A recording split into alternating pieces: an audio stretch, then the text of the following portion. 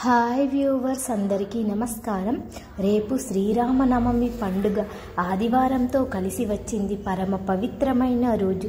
ఈ శ్రీరామనవమి రోజు పొరపాటున కూడా ఇంట్లోని ఆడవారు ఈ కూర వండవద్దు. ఎవరు ఈ కూరను తినకూడదు. కాదని ఈరోజు ఈ కూర వండినా తిన్న సంవత్సరమంతా కష్టాలు అనుభవిస్తారు. అంటే మళ్ళీ శ్రీరామనవమి వరకు కష్టాలు పడాల్సి వస్తుంది.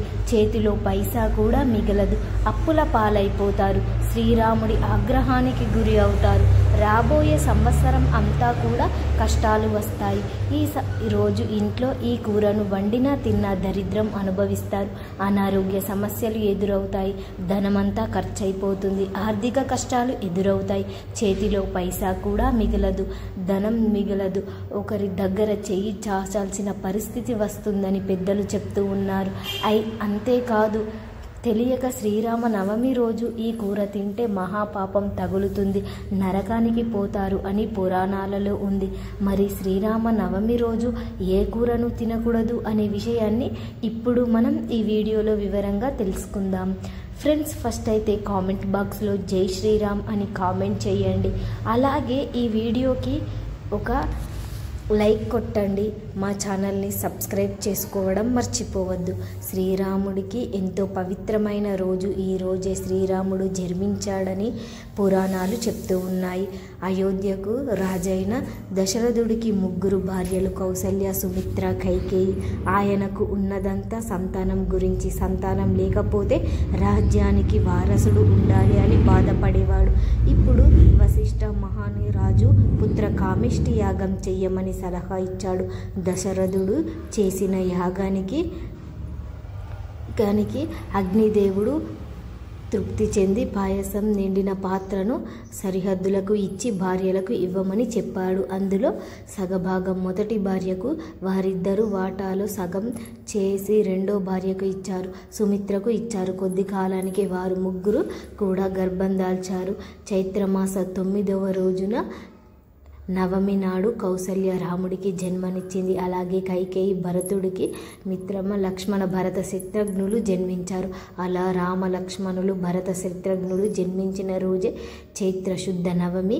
రాముడు చైత్రశుద్ధ నవమి నాడు పునర్వసు నక్షత్రంలో కర్కాటక లగ్నంలో జన్మించాడు.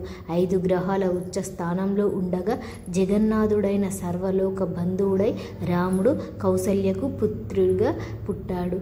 సర్వదేవతలకు పితృమూర్తి, అధిపతి, దేవతగా, శక్తుల మూలం ఆ దేవి దేవగా నక్షత్రం పునర్వసు నక్షత్రం. అందుకే నారాయణుడు దేవతల రక్షగా అధిపతి నక్షత్రంలో జన్మించి అంటారు. పునర్వసులో జన్మించడంలో ఇంతటి అంతర్యం ఉంది. శ్రీరామనవమి అనేది ఉగాది తర్వాత వచ్చే అతిపెద్ద పండుగ. ఈ సంవత్సరం ప్రారంభంలో వచ్చే మొదటి పండుగ. ఈ ప్రతి సంవత్సరం చైత్ర శుద్ధ నవమి రోజు శ్రీరామనవమి పండుగను జరుపుకుంటారు. ఈ రోజే శ్రీరాముడి పుట్టాడని, రామ పట్టాభిషేకం జరిగిందని, సీతారాముల కళ్యాణం జరిగిందని పురాణాలు చెప్తూ ఉన్నాయి. ఈరోజు చామంతి పూలతో శ్రీరాములను పూజిస్తే విశేషమైన పుణ్య ఫలితం దక్కుతుంది. అన్నిటికన్నా ముఖ్యంగా శ్రీరామనవమి పండుగ పర్వదినాన ప్రతి ఒక్కరూ పిండి దీపాలు వెలిగించండి. ఈ పండుగ రోజున పిండి దీపాలు వెలిగిస్తే కోరుకున్న కోరికలు కూడా వెంటనే నెరవేరుతాయి. 10 తరాలకు తరగని ఐశ్వర్యం మీ కుటుంబానికి లభిస్తుంది. కాబట్టి శ్రీరామనవమి రోజున ఇంట్లో పూజ చేసేటప్పుడు బియ్య పిండితో 2 లేదా 7 ప్రమిదలు తయారు చేసి అందులో ఆవు నెయ్యి పోసి ఇంట్లో పూజ చేసుకోవాలి. పిండి దీపాలు కూడా చాలా శక్తి ఉంటుంది. అందులోనూ శ్రీరామనవమి రోజున పిండి దీపాలు వెలిగిస్తే ఊహించనంత అదృష్టం కలిసి వస్తుంది. మనసులోని కోరికలు అన్నీ కూడా నెరవేరుతాయి. అత్యంత శక్తివంతమైన వాటిల్లో తులసి దళాలు ఒకటి. కాబట్టి ఈరోజు ఇంట్లో పూజ చేసేటప్పుడు మీ పూజ గదిలో కొన్ని తులసి దళాలు పెట్టుకోండి. తులసి దళాలతో శ్రీరాముణ్ణి పూజిస్తే మీ ఇంటికి అఖండ కుబేర రాజయోగం కలుగుతుంది. ఏండ్ల నాటి శని దోషాలు కూడా తొలగిపోతాయి. విపరీతమైనటువంటి డబ్బు కలిసి వస్తుంది. ఈ సంవత్సరం అంతా భోగభాగ్యాలు అనుభవిస్తారు. కాబట్టి ఇంతటి గొప్ప అవకాశాన్ని మాత్రం అస్సలు వదులుకోవద్దు. శ్రీరామనవమి రోజు ఇంట్లో పూజ చేసే ముందు కొన్ని అక్షింతలను తయారు చేసుకుని పూజ గదిలో పెట్టుకోండి. ఇంట్లో పూజ పూర్తయిన తర్వాత ఆ అక్షింతలను తలపై వేసుకోండి. ఆ అక్షింతలు ఎంతో దైవశక్తి కలిగి ఉంటుంది. కాబట్టి మీ కుటుంబం అంతా కూడా అక్షింతలను వేసుకొని రాముల వారికి నమస్కారం చేసుకుంటే ఈ సంవత్సరం అంతా కూడా మీకు బాగా కలిసి వస్తుంది. తమలపాకు ధనాన్ని ఆకర్షిస్తుంది. కాబట్టి ఈ శ్రీరామ నవమి పండుగ నాడు 5 తమలపాకులను తీసుకొని వాటిపైన గంధంతో శ్రీరామ అని రాసి మీ పూజ మందిరంలో పెట్టుకోండి. మీ ఇంట్లో ఉన్న దరిద్రం మొత్తం తొలగిపోతుంది. మీ ఇంట్లోకి ధనలక్ష్మీదేవి అడుగు పెడుతుంది. ఈ సంవత్సరం అంతా ధనధాన్యాలకు లోటు లేకుండా రెట్టింపు ఐశ్వర్యాన్ని పొందవచ్చు. ఇక పూజ గదిలో నైవేద్యంగా వడపప్పు అలాగే బెల్లం పానకాన్ని నివేదన చేయాలి. అయితే నైవేద్యానికి పానకాన్ని తయారు చేసేటప్పుడు అందులో కొన్ని తులసి దళాలు వేయండి. ఇలా వేసి ఆ పానకాన్ని ప్రసాదంగా స్వీకరిస్తే సంవత్సరం అంతా ఎట్లాంటి అనారోగ్య సమస్యలు రాకుండా రాబోయే సంవత్సరంలో ఆరోగ్యంతో అష్టైశ్వర్యాలుగా జీవిస్తారు. ముఖ్యంగా ఈ శ్రీరామనవమి పండుగ రోజు ఇంట్లో పొరపాటున కూడా ఈ కూరను వండకూడదు, తినకూడదు అని మన పెద్దలు చెప్తూ ఉన్నారు. మరి ఆ కూర ఏమిటి అంటే పొట్లకాయ. శ్రీరామనవమి రోజు పొట్లకాయ కూరను అస్సలు తినకద్దు. ఇంట్లో ఆడవారు అస్సలు ఈ కూరను వండవద్దు. వండితే సంవత్సరం అంతా ఇంట్లో కష్టాలు ఎదురవుతాయి. చేతిలో పైసా కూడా మిగలదు. అప్పుల పాలైపోతారు. 7 జన్మల దరిద్రం పడుతుంది. ఇబ్బందులు ఎదురవుతాయి. కాబట్టి ఈ శ్రీరామనవమి రోజు ఎవ్వరూ పొట్లకాయ కూరను తినవద్దు. కూర రూపంలోనే కావచ్చు, ఫ్రైల రూపంలో కావచ్చు, బజ్జీల రూపంలో కావచ్చు, పెరుగు పచ్చళ్ళ రూపంలో కావచ్చు, ఏ రూపంలో కూడా ఈ కూరను తినవద్దు. ఈరోజు ఈ కూర ఏ రూపంలోనూ తినవద్దు. కూడా పొట్లకాయను తినవద్దు. వీటితో పాటు ఈరోజు మాంసాహారం అంటే నాన్ వెజ్ కూడా తినవద్దు.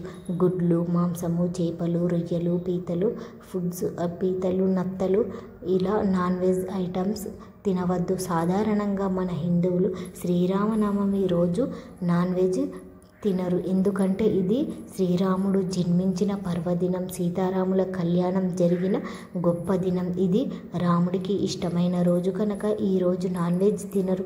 కానీ ఈ శ్రీరామనవమి పండుగ ఆదివారంతో కలిసి వచ్చింది. సాధారణంగా ఆదివారం రోజు అందరూ నాన్ వెజ్ తింటూ ఉంటారు. ఎందుకంటే ఆదివారం సెలవు రోజు కనుక అందరూ ఇంట్లో ఉంటారు. భర్త, పిల్లలు ఇంటి దగ్గరే ఉంటారు కదా, వారికి మంచిగా వండి పెడదాం అని ఆడవారు ఆదివారం రోజు చికెన్ బిర్యానీలు, చికెన్ ఫ్రైలు, చికెన్ పకోడీలు ఇలా రకరకాల నాన్ వెజ్ పదార్థాలు వండి పెడుతూ ఉంటారు. కనీసం మాంసం కూర అయినా సరే వండి పెడుతూ ఉంటారు. అలాగే మగవారు కూడా ఆదివారం రోజు నేను ఈరోజు ఇంట్లోనే ఉంటున్నాను కదా, మంచిగా ఏదో ఒకటి తిందాం అని చికెన్ షాపుకు వెళ్ళి చికెను, మటను తెస్తారు. కానీ అలా కాకపోతే చేపలు, రొయ్యలు ఇలా ఏదో ఒకటి నాన్ వెజ్ ఐటెం తెస్తూ ఉంటారు. ఆదివారం రోజు బయట కొట్ల దగ్గరలో ఏదో ఒకటి తింటూ ఉంటారు. అంటే నూడిల్స్, బజ్జీలు, పకోడీలు ఇలా ఏదో ఒక నాన్ వెజ్ ఐటెం తింటూ ఉంటారు. అలా ఆడవారు, మగవారు, పిల్లలు అందరూ కూడా ఆదివారం రోజు నాన్ వెజ్ తినడానికి ఎంతో ఇష్టపడతారు. కానీ ఈ ఆదివారం శ్రీరామనవమి పండుగ కలిసి వచ్చింది కనుక ఈరోజు మాంసాహారం తినకూడదని శాస్త్రాలు చెప్తూ ఉన్నాయి. కనుక ఈరోజు నాన్ వెజ్ ఏమీ తినవద్దు.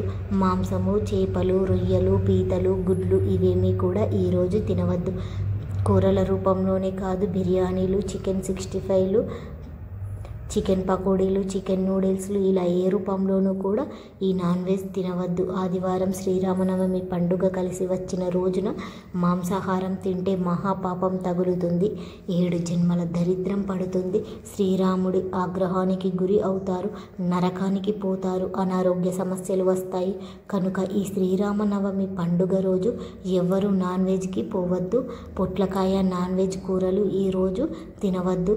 కాదని తింటే మాత్రం తర్వాత మీరే దరిద్రాన్ని అనుభవిస్తారు. చేతిలో పైసా కూడా మిగలదు.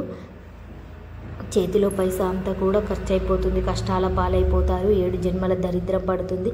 ఈరోజు ఇంట్లో ఈ కూరను వండినా తిన్నా దరిద్రం పడుతుంది. ఆర్థిక కష్టాలు ఎదురవుతాయి. చేతిలో ధనమంతా మిగలదు. అప్పుల పాలైపోతారు. నరకానికి పోతారు. కోరి కోరి కష్టాలు తెచ్చుకున్నవారు అవుతారు. భవిష్యత్తులో సమస్యలు ఎదుర్కోవాల్సి వస్తుంది. కాబట్టి మీరు కూడా ఈ శ్రీరామనవమి రోజు ఈ పదార్థాలను తినకుండా చాలా జాగ్రత్తగా ఉండండి. మా వీడియో నచ్చితే లైక్ చేసి షేర్ చేయండి. అలాగే మా ఛానల్ని కూడా సబ్స్క్రైబ్ చేసుకోండి. మీ అందరికీ ధన్యవాదములు.